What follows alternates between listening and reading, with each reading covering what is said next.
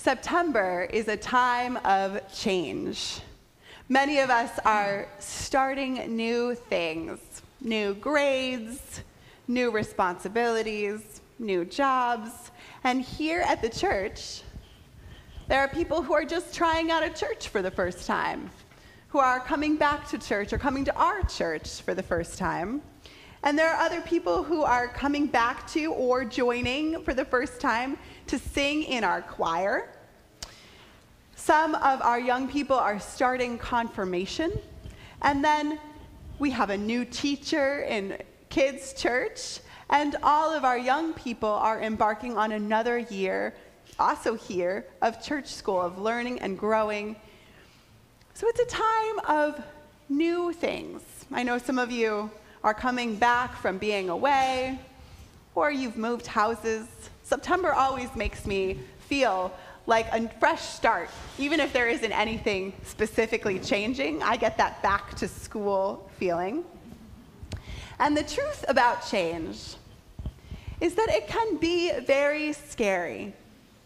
It can be very scary whether we're starting a new job, we're moving, we're meeting new people, we're getting new schedules. Fall is a time where we are changing. But the thing about change is that as our schedules change, it changes us. And that is often important for learning more about God's plan for our lives and who God is calling us to be. Someone who had to change a lot in the story of the Bible was the Apostle Paul.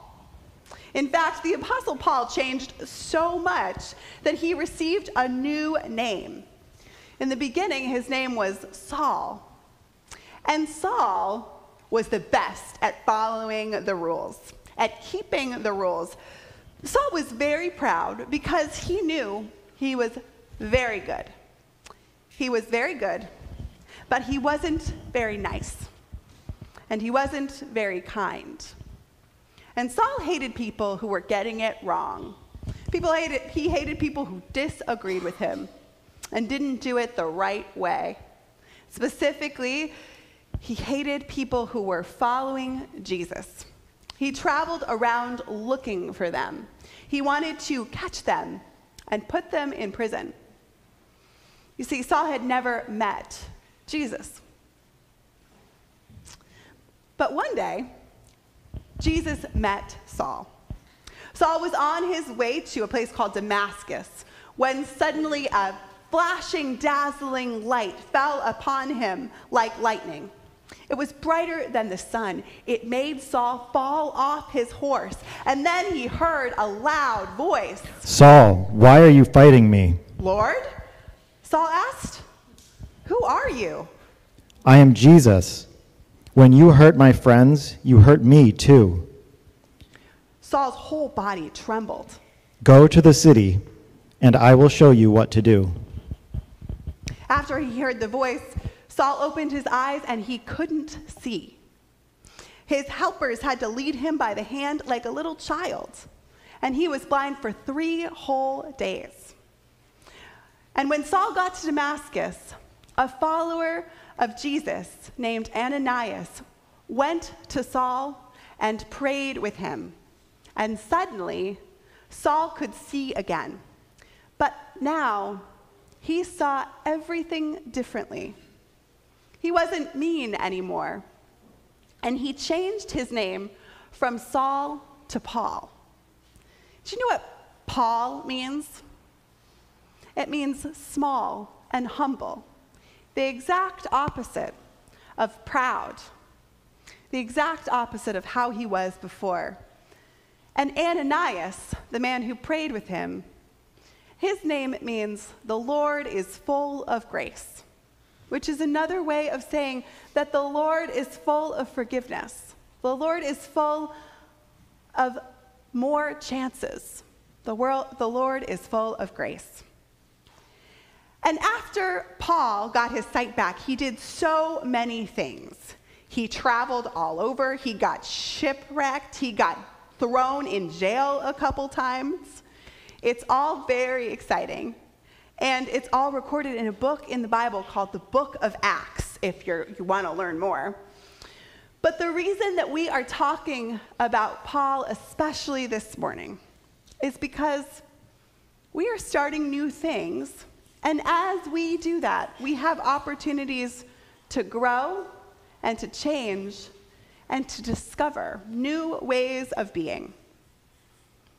And change can be really scary. What do you think Paul felt when he fell off his horse and he couldn't see?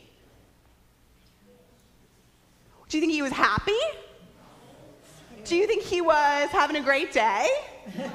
No, that was probably pretty terrifying, right? But even though periods of change are scary, it can also often be an opportunity for us to learn new things about the world, about ourselves, and grow closer to God. And the story of Paul shows us that change, even dramatic, scary change, can be good. And that everyone, us and other people, all the people around us, can always change. And they can often change in remarkable ways. Paul's story shows us that no matter what we do, even if we make some pretty terrible choices, which Saul really did at the beginning of our story, even if we make some bad choices, even if we mess up, God still cherishes us, and God still has more chances for us. When Paul encountered Jesus, he learned that it was not about keeping all of the rules, but it is about being kind. It's not about trying all the time. Often in faith, it's about trusting.